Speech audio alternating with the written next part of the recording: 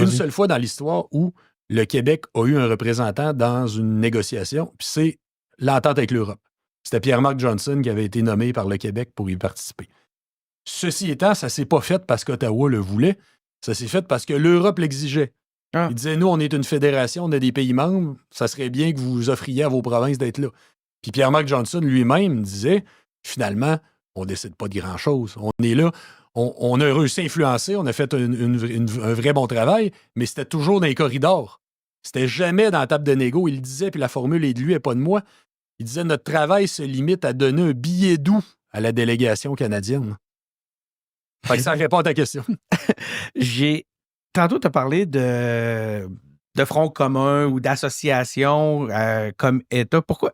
J'avais ma Douanica, députée du Parti libéral à mon micro, à ta place, il n'y a pas longtemps. Puis les fédéralistes reviennent constamment avec l'argument qu'on s'isole. Si on est pour. Non, il ne faut pas faire la souveraineté parce qu'on va s'isoler, parce qu'on ne pourra plus négocier.